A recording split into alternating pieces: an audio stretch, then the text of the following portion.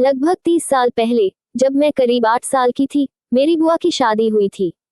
मेरे फूफा जी अपने 3 छोटे भाइयों और एक सबसे छोटी बहन के बीच सबसे बड़े थे।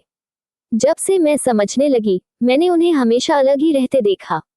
मेरी मम्मी बताती थी कि उनकी सास, तीनों भाई और बहन बहुत सीधे थे। मेरी बुआ तेज स्वभाव की थी। उन्हें अपने मायके में भी दादी, बुआ, पापा और मम्मी के साथ रहना पसंद नहीं था।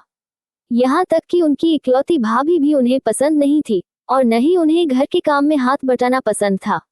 ससुराल में भी उनका यही हाल था। उनके पति के अलावा उन्हें घर में किसी और का रहना या काम करना पसंद नहीं था, जबकि उस घर में उन दोनों के अलावा 5 लोग और थे।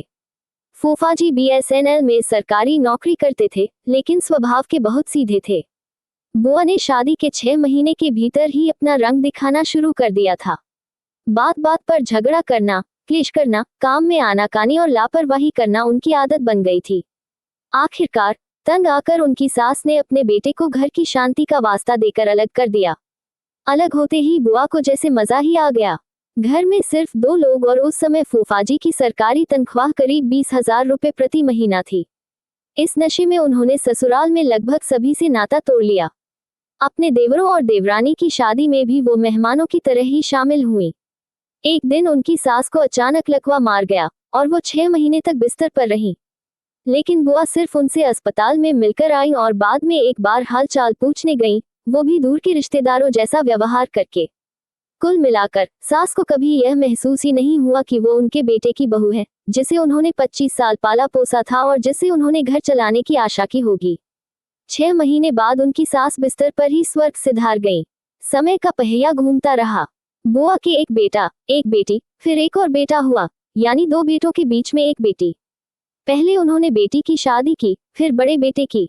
समय का खेल देखिए, वही बड़े बेटे की पत्नी ने आते ही 6 महीने भी नहीं निकाले और अलग होने के लिए नाटक शुरू कर दिए, घर में क्लेश करने लगी। इस बार एक बात उल्टी थी। बहू नौकरी करती थी और सरकारी अस्पताल में नर्स थी। बुआ और फूफाजी ने जैसे तैसे 1 साल निकाला और दूसरे बेटे की शादी इस उम्मीद में की कि शायद दूसरी बहू सही आएगी। लेकिन दूसरी वाली पहली वाली से भी तेज निकली। बड़ी वाली तो सास ससुर से लड़ती ही थी, अब दूसरी वाली भी तैयार थी। वे दोनों आपस में भी लड़ने से नहीं चूकती थी। अंत में तंग आकर बुआजी और फूफाजी ने अपने दोनों मकान अपने बेटों को दे दिए और खुद किराए के मकान में जाकर अलग रहने लगे। उन्हें अलग रहते हुए साल भर ही हुआ था कि बुआ को लकवा मार गया, जिससे उनके मुंह, एक हाथ और एक पैर ने काम करना बंद कर दिया। बहुओं ने इलाज के समय अस्पताल में थोड़ी सेवा पानी की, लेकिन कोई भी सास ससुर को अपने घर नहीं ले गई। धीरे धीरे बुआ की हालत में थोड़ा सुधार हुआ। वो थोड़ी बहुत बोल और चल फिर सकती हैं, लेकिन काम करने लायक नहीं बची। आज इस बात को 10 साल हो गए हैं और आज भी बुआ और फूफाजी दोनों अलग रहते हैं। उन दोनों के लिए खाना बनाने से लेकर सारे काम फूफाजी ही करते हैं। आज भी जब मैं उनसे मिलती हूँ तो कभी दया आती है और कभी उनके पिछले कर्मों पर गुस्सा। बहुत कुछ कहना चाहती हूँ, पर रुक जाती हूँ। शायद भगवान की दुनिया में अपने कर्मों की सजा यही मिलती है, ऊपर कुछ नहीं।